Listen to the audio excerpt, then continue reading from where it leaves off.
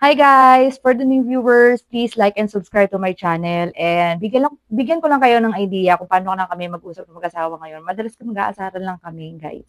So, hindi ko siya isasama sa camera, but you can hear him. Okay. Yun.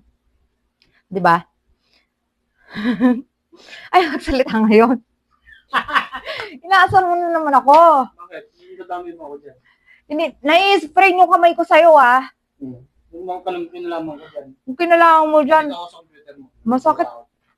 Gusto mo na, sinasaktan na niya ako, guys. Na-spray na ako. Gusto mo gumanti tayo. At kukuha akong kutsilyo. Puputol. Huwag kayo maniwala Eh, dyan. Mind. Nako, Minaman. puputulan kita din ng kamay. Sinasaktan mo na ako. Yung ano nyo, isip nyo. Ano yan? Reverse psychology. Reverse psychology your face.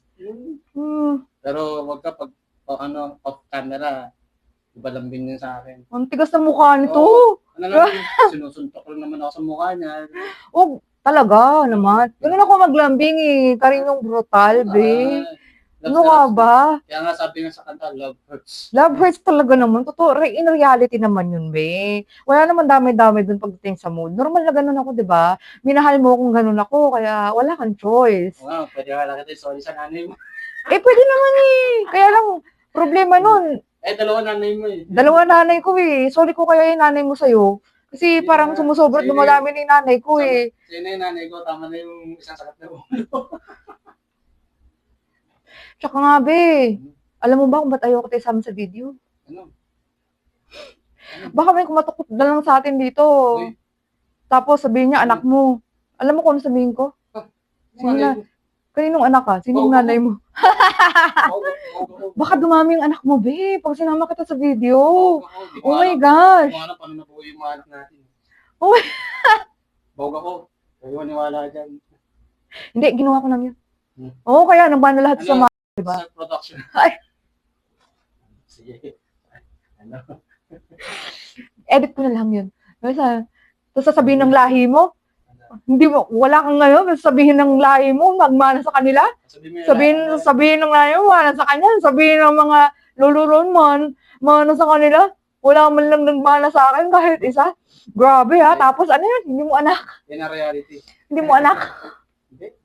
O huwag ka mag-alala. Gusto mo isama kita sa video para dumami anak mo? Sigurado, in 1 week lang, may kakatok dito sa atin. Tapos tatanayin mo sila na, pangilan ka? Kasi, Pangilan ka doon? Sino ka sa kanila? kasi pang-labinsyam ka na eh. Oh.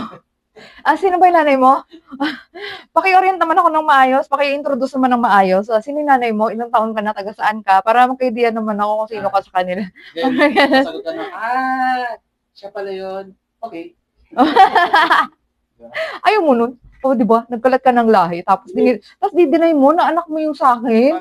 Pero yung angkan, baog ka. Tapos yung angkan mo, sasabihin, mana sa akin, man. Oo na, sa inyo na nagmana. Wala nang nagmana sa akin. Di ba posibleng dahil sa laway na po?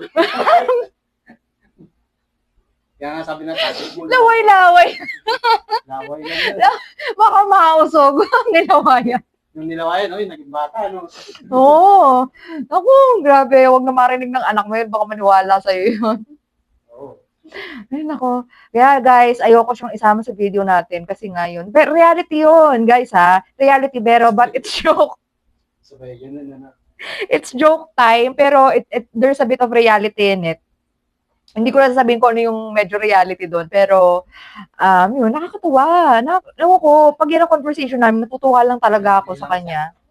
Ayan, so guys, bibili lang kami ng isda. For the new viewers, please like and subscribe, and thank you.